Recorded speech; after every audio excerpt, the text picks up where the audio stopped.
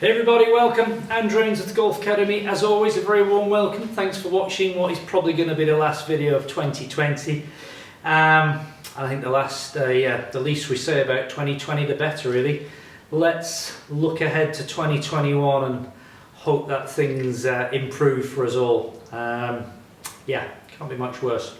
Anyway, let's think positive for a bit and tell you the purpose of today's video, which you've probably guessed if you've read the title, is how do you become a better putter?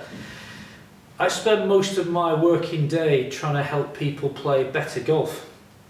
And when you think about an actual golf swing, it's quite a technical, mechanical movement at times, isn't it? You know, to swing a golf club, it travels a long way. There's a lot of moving parts to get us up to the top of the backswing.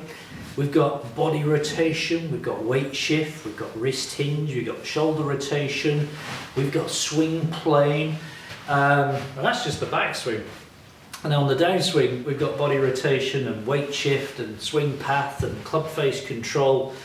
And when you think about swinging a golf club at 80, 90, 100 miles an hour, trying to get back to that precise point, hitting something that big, makes you think why golf's so difficult, doesn't it? But I guess that's why we kind of love the game in a bizarre way, the challenge of it, and that's why we invest in good equipment and take lessons and practice in the hope that we'll become better golfers, which is great.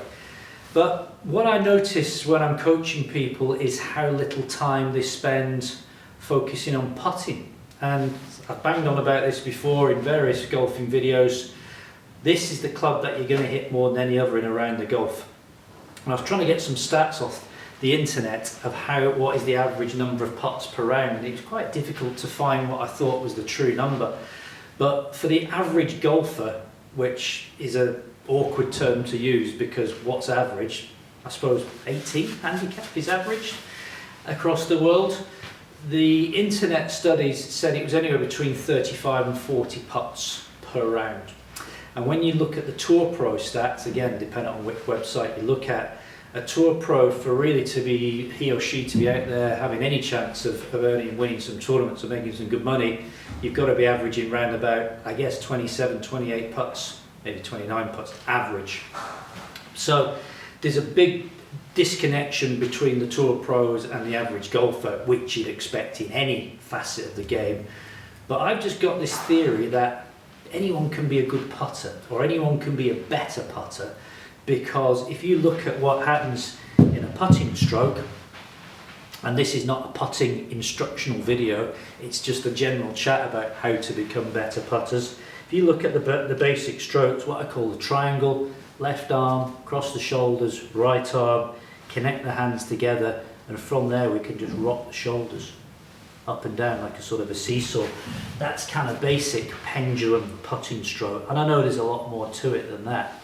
So if you think about the moving parts involved in the putting stroke as opposed to, well held, the moving strokes in a full golf swing, there's a lot of difference. So that's why I think anyone can become a better putter or a good putter.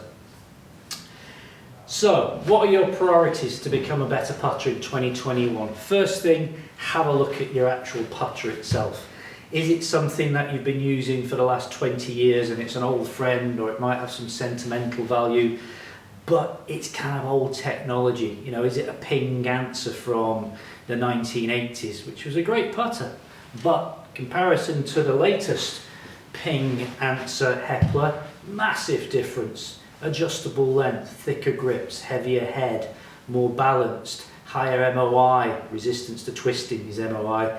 So there's been some huge advancements in technology, in putters, inserts going in there, repositioning of weight, but generally shorter, heavier, thicker grips, adjustable shafts. So look at your putter itself. It's your number one weapon. That's the first thing to look at. Then just have a little look at technique, obviously how your putting stroke works, the mechanics of it. Maybe go and get a lesson from your local pro, get some thoughts, look at the grip, look at the setup, pay attention to that. Before I just give you my top tips on putting stroke itself, practice is what putting really loves. So consider buying a putting mat. There are lots of putting mats on the market. You can go cheap and cheerful, you can spend a fortune like a Puxy putting green here, which will cost £2,000–3,000 depending on the size you buy. You don't have to be spending that sort of money. I did a review on the Esplanade putting mat, which I think is excellent. I'll put a link up for that one, which you can buy in the UK. And there are lots of putters available in the States and worldwide. So just kind of look at your budget and try and invest in a decent sort of putting mat. That's what all the pros will use at home. And the more you can practice the putting stroke, hey, no surprise, the better it gets. So putting mats and practice, really important. So my top tips for putting. First of all, get the correct length of putter in your hands. Use a grip, experiment with some grips. We've got several grips we can use. We can go left, below, right. We can go claw grips. We can go reverse overlaps. We can go split hand.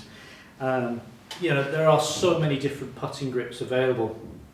What I would say is experiment, try some different grips and find one that really works for you. My personal favourite is the reverse overlap. Again, we're not going to go into how we do that. There are videos out there explaining it, but reverse overlap basically stops the wrist from getting involved, and this forefinger of my left hand goes on top of my 3 fingers of my right hand, and it just stabilizes the wrist action. After that, as I mentioned earlier in the video, I'm trying to get the shoulders to control the putting stroke. I'm trying to rock those backwards and forwards, and I'm trying to isolate movement in my legs and in my hips. So really I'm just dangling the arms straight down, and I'm just rocking those shoulders backwards and forwards. If I can do that, I can start to produce a nice pendulum stroke.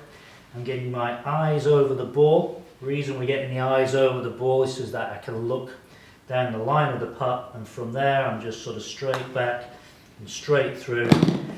I'm in the middle of the hole.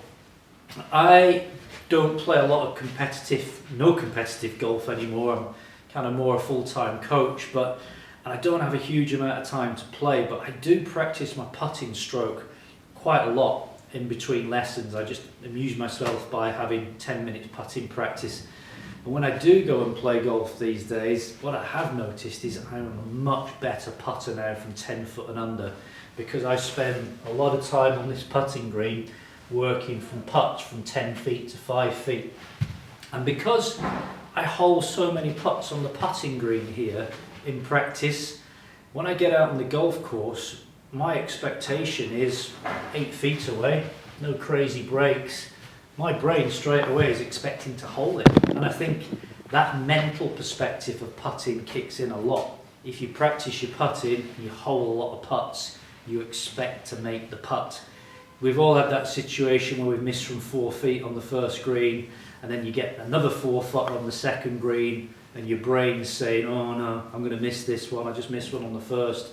So this positive reinforcement of holing putts is again something you can practice.